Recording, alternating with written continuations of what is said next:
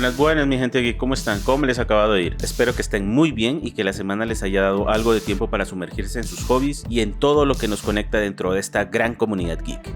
Hoy quiero que me acompañen a hablar de un juego que no solo busca asustarte. Hay títulos que van más allá del simple sobresalto o del monstruo que aparece de la nada. Algunos juegos intentan hablarte al alma, usar el miedo como un lenguaje, como una forma de recordarte algo más profundo. La pérdida, la memoria o aquello que no comprendemos, pero sentimos. Entre todos esos juegos hay uno que siempre vuelve a mi mente, como un susurro que no envejece. Un título que no necesita gritar para quedarse contigo, pero que no se apoya en el susto fácil, sino en la emoción. Un juego donde el miedo se transforma en empatía y la oscuridad se convierte en un espejo. Hoy vamos a recordar, o tal vez a descubrir, uno de los clásicos más conmovedores del terror japonés. Fatal Frame 2, Crimson Butterfly. Un viaje por la memoria, por los lazos que unen a dos hermanas y por una cámara capaz de capturar lo que no pertenece a este mundo. Así que pónganse cómodos, apaguen la luz, ajusten el volumen y déjense llevar, porque esta historia no solo se juega, se siente.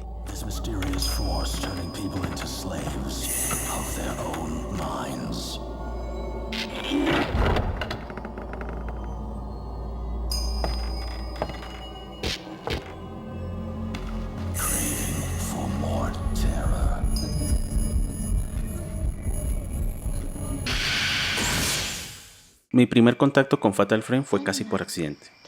Ni siquiera fue con Crimson Butterfly, fue con el primero.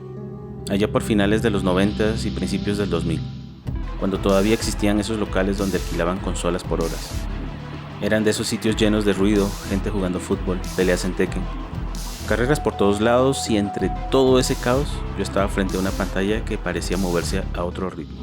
Más lento, más callado, como si no quisiera gritar para llamar la atención, sino susurrarte algo al oído. No entendía casi nada de lo que pasaba, el inglés me pasaba por encima, pero había algo en el silencio, en esa tensión que se sentía en el aire que me atrapó. Esa primera vez no pude disfrutarlo bien. La verdad era difícil concentrarse en un lugar así, lleno de voces, de ruidos, y Fatal Frame no es un juego para eso, es un juego que te pide silencio, tiempo y cierto tipo de soledad para poder respirarlo. Aún así se me quedó grabado, esa sensación de estar mirando a través del visor de la cámara y sentir que algo al otro lado te estaba mirando de vuelta. No sé si era miedo, curiosidad o una mezcla de las dos cosas, pero esa pequeña experiencia me dejó marcado. Pasó el tiempo y un día casi por casualidad vi el tráiler de Fatal Frame 2, Crimson Butterfly. Y ahí fue cuando entendí que esa sensación que tuve no había sido coincidencia. La canción, esa voz de Tsukiko Amano me golpeó directo al pecho. No era una canción de terror, no quería asustarte. Era melancólica, triste, casi como si te estuviera contando una historia vieja, una historia que dolía recordar, pero que alguien tenía que volver a contar. Y yo me quedé escuchando. En esa época ya tenía un PlayStation 2, así que decidí buscarlo. Pero claro, conseguir juegos así en Colombia era complicadísimo. No eran títulos populares, no se veían en vitrinas, así que terminé comprándolo en San Andresito, en versión pirata, como la mayoría hacíamos en esos años. No me da pena decirlo, era la única forma de jugar muchas cosas y tal vez por eso hoy me gusta comprar juegos originales, porque siento que de algún modo estoy pagando una deuda con esos recuerdos. Cuando por fin pude jugarlo entendí por qué me había quedado rondando tanto en la cabeza. La historia, la atmósfera y esos paisajes japoneses tenían algo que yo ya había sentido antes. Algo que conocía pero no sabía cómo explicar. Verán, he vivido experiencias raras, cosas que muchos podrían llamar paranormales, o que al menos te hacen dudar de lo real por un instante, y Fatal Frame 2 tenía ese mismo tipo de energía. No el susto, sino esa presencia silenciosa, ese aire espeso donde parece que el mundo se detiene. Por eso me atrapó, porque más que asustarme me hizo sentir que alguien en algún lugar había entendido esa sensación que es tan difícil de poner en palabras.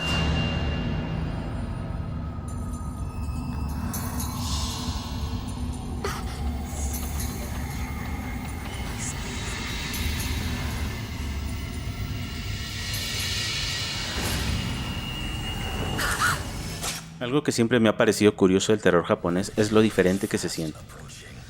No se apoya tanto en el susto fácil o en mostrarte de frente lo que da miedo.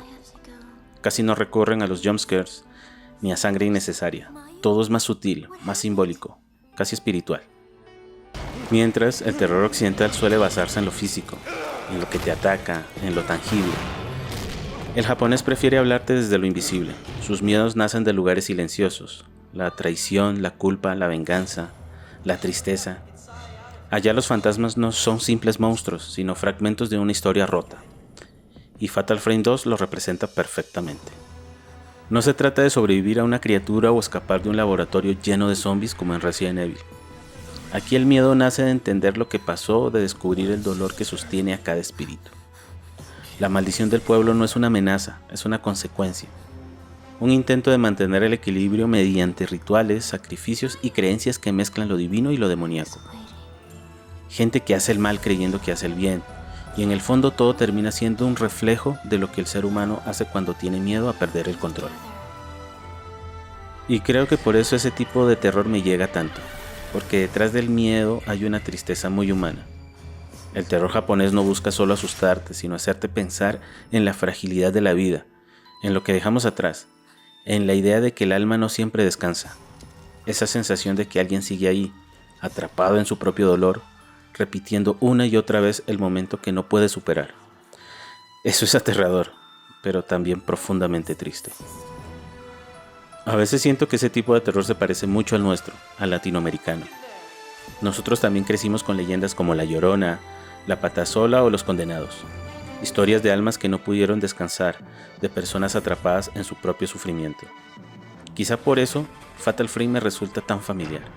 Aunque venga del otro lado del mundo, comparte esa raíz, el miedo más primitivo, el miedo a la oscuridad, al más allá, a lo que no entendemos, pero sentimos cerca. Por eso digo que el terror japonés tiene alma, porque no solo te muestra el horror, te lo hace sentir desde adentro, desde un lugar más antiguo, más emocional. Y cuando logras conectarte con eso, ya no estás jugando un juego de miedo. Estás mirando al miedo mismo cara a cara, pero de una forma casi poética. Hay algo muy especial en la historia de Miyu y Mayu que siempre me llega. Desde la primera vez que lo jugué sentí que me hablaba directamente. No sé si fue por el vínculo entre las dos hermanas, pero me resultó imposible no sentirme identificado. Yo también tengo una hermana y crecimos muy unidos. Hubo momentos en nuestra infancia en los que solo nos teníamos el uno al otro. Y cuando uno vive algo así, entiende lo que es cuidar, proteger y hacer lo que sea por esa persona. Por eso ver a Miu buscando a su hermana, tratando de salvarla, fue algo que me tocó mucho. No la veía como un personaje de un videojuego, la sentía como alguien real, como alguien que podía ser yo. Ese tipo de conexión emocional no me pasa con muchos juegos. Y creo que Fatal Frame 2 tiene ese poder. No solo te mete en una historia de fantasmas, sino en una historia de amor, de dolor y de vínculos que trascienden la muerte. Es un juego que no se puede disfrutar con el corazón frío. Si eres una persona empática, si alguna vez has querido proteger a alguien, Crimson Butterfly te va a doler, porque cada fantasma, cada aparición es un recordatorio de algo que no se pudo decir, es una despedida inconclusa.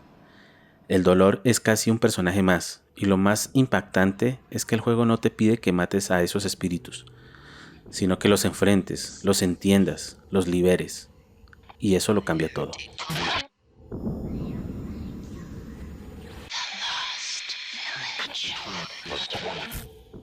El miedo no es solo miedo, es tristeza, compasión, empatía.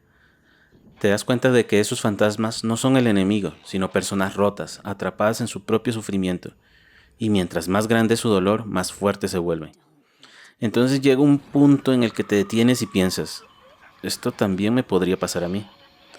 Porque todos cargamos con algo, todos tenemos un pedazo de historia que no hemos podido o querido cerrar. Hay una escena en particular que nunca pude olvidar. Mio va bajando una escalera y de repente escucha un grito. Entonces cuando escuchas ese chillido tan desgarrador, ya sabes que algo terrible va a pasar. La cámara se detiene y por un instante Mio cruza la mirada con una mujer que cae al vacío. Todo ocurre en segundos, el silencio, el golpe seco, el sonido de los huesos. Y lo que más asusta no es el ruido, sino la sensación de saber que ese espíritu está condenado a revivir su muerte una y otra vez. Si tuviera que describir Fatal Frame 2 a alguien que nunca lo ha probado, lo primero que diría es que no se parece a Resident Evil, ni a Silent Hill, ni a Amnesia. Tiene un poco de todo, sí, pero sigue su propio camino. Es un juego más pausado, más atmosférico y sobre todo, más emocional. La mecánica principal gira en torno a la cámara oscura. el objeto que usas para enfrentarte a los fantasmas, y digo enfrentarte, no matar, porque aquí no estás destruyendo nada. ¿Cómo matar algo que ya está muerto? Lo que haces es liberar esas almas atrapadas, ayudarlas a descansar. Eso cambia completamente la forma en que entiendes el combate. El juego se desarrolla en tercera persona, manejando casi todo el tiempo a Mio.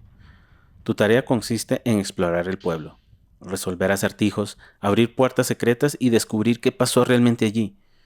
En ese sentido tiene ese toque clásico de los survival horror de su época. Encontrar llaves, piezas o mecanismos para avanzar. Pero cuando aparece un espíritu, todo cambia. Pasas de la vista en tercera persona a la primera, mirando directamente a través del visor de la cámara. Ahí es donde Fatal Frame te expone de verdad. El miedo está literalmente frente a tus ojos esta vez. El sistema de combate se basa en sacar fotografías precisas.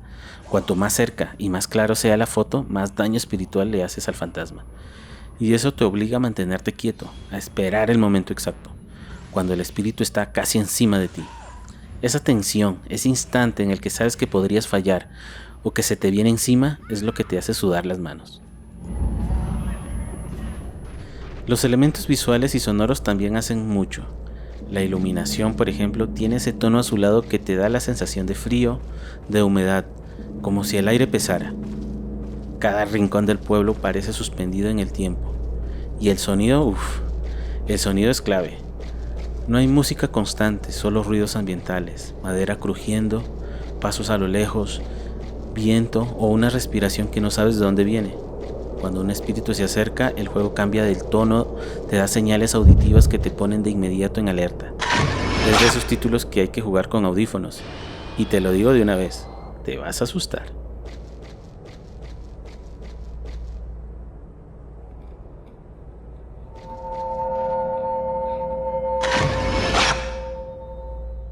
Ahora, no es un juego para todo el mundo. Si eres de los que busca acción rápida, adrenalina o estar disparando todo el tiempo, este juego probablemente te frustre. Fatal Frame 2 no es un juego con prisa, es lento, deliberado, te da tiempo para respirar y al mismo tiempo para que el miedo se te meta bajo la piel. Es un juego que quiere que te dejes llevar por la atmósfera, que leas, que observes, que escuches, y si logras hacerlo te vas a dar cuenta de que no solo estás explorando un pueblo maldito, estás entrando en una historia trágica, llena de emociones y silencios que te acompañarán incluso después de apagar la consola. Así que si vas a jugarlo, no lo hagas esperando acción. Hazlo esperando sentir algo distinto. Porque Fatal Frame 2 no busca gritarte, sino susurrarte al oído. Y si prestas atención, te dice mucho más de lo que imaginas.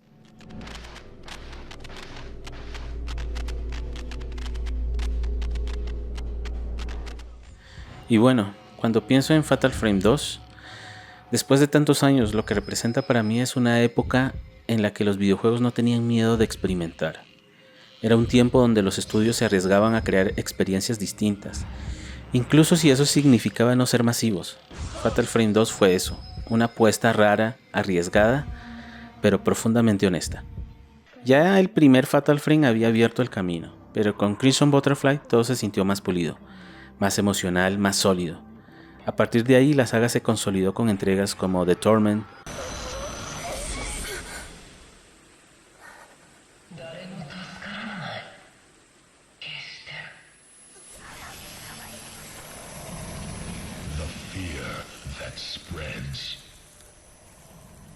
o The Mask of the Lunar Eclipse.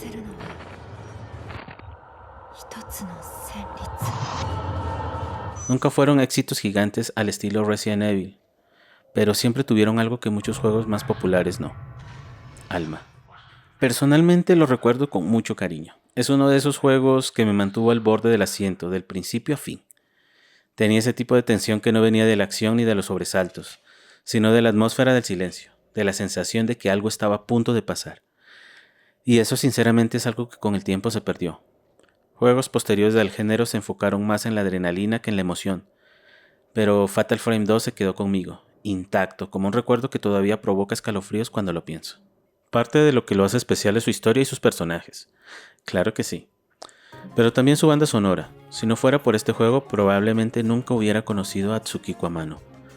Sus canciones se quedaron conmigo desde entonces. Esa voz melancólica que mezcla tristeza y belleza tienen un poder extraño, como si cantara desde el mismo lugar donde habitan los recuerdos. De hecho, años después una amiga me regaló el disco con la música de Amano, y todavía lo conservo. Es uno de esos regalos que no tienen precio, porque me recuerda a una etapa de mi vida donde Fatal Frame fue más que un juego, fue una compañía. En cuanto a lo que me dejó, creo que es un recordatorio de que hay cosas que no podemos cambiar, y que a veces la verdadera fortaleza está en aceptar eso. También me dejó la enseñanza de la fraternidad, todo lo que uno sería capaz de hacer por alguien que ama, incluso si el mundo se cae alrededor. Y en otro nivel me enseñó algo sobre dejar ir, sobre no quedarte atrapado en el dolor, en las palabras no dichas, en los recuerdos que pesan, porque cuando no liberas lo que te duele, terminas como esos espíritus, repitiendo una y otra vez lo mismo, sin poder avanzar. Si alguien va a jugar Fatal Frame 2 por primera vez, yo le aconsejo que se deje llevar, que no lo apure, que no lo compare con otro survival horror. Este no es un juego de acción, es una experiencia que se siente más como una historia que te cuenta algo importante mientras te asusta. Y créeme, lo hace muy bien. No necesitas que te grite para inquietarte. A veces el silencio, la calma y lo que no pasa son lo más aterrador. Y ahora con el anuncio del remaster estoy feliz de poder jugarlo otra vez. Pero esta vez como debe ser, original, completo y con buena calidad. Ojalá respeten la historia y la atmósfera, porque no necesita más. Solo con que mantengan esa esencia, esa mezcla entre belleza, miedo y melancolía, ya será suficiente. Así que si te animas a jugarlo, entra con la mente abierta. Déjate asustar, pero también deja que te conmueva. Porque Fatal Frame 2 no es solo un juego de terror, es una historia sobre el amor, la pérdida y la memoria. Y esas son cosas que aunque pase el tiempo nunca dejan de doler, ni de ser hermosas. Fatal Frame 2 Crimson Butterfly Remake. Y bueno, mi gente geek, hasta aquí llegamos con este viaje por Fatal Frame 2 de Crimson Butterfly. Un juego que más allá de los sustos y los fantasmas te deja pensando en lo humano, en lo que sentimos, en lo que callamos y en lo que a veces tenemos que aprender a soltar. Personalmente volver a hablar de este título fue como abrir una caja que tenía guardada hace años, una de esas que uno no se atreve a mover mucho porque teme a remover recuerdos que todavía duelen, pero que cuando lo haces te das cuenta de que valía la pena volver a mirar. Y es que Fatal Frame 2 no solo te asusta, también te emociona, trae recuerdos e incluso te dice que en la oscuridad también hay belleza y que el miedo puede ser una forma de conexión. Y es que hay historias que se quedan contigo incluso después de los créditos finales. Así que si lo jugaste en su momento, cuéntame en los comentarios cómo lo viviste, qué escena se te quedó grabada o qué sentiste en la historia de Mio y Mayu. Y si no lo has jugado, date la oportunidad. No importa si es el juego original o el nuevo remaster. Lo importante es que te dejes llevar y lo sientas, porque este juego no se juega, se experimenta. Como siempre, muchísimas gracias por quedarte hasta el final del video, por acompañarme en este espacio donde podemos hablar de lo que más nos gusta, el mundo geek, los videojuegos y todas esas historias que nos tocan un poco más de lo que admitimos. No olvides dejar tu like, suscribirte si eres nuevo por aquí y compartirlo con alguien que también ama el terror japonés o las buenas historias. Yo soy Tess y nos escuchamos en el próximo capítulo. Cuídense mucho y por si acaso, no olviden de apagar las luces.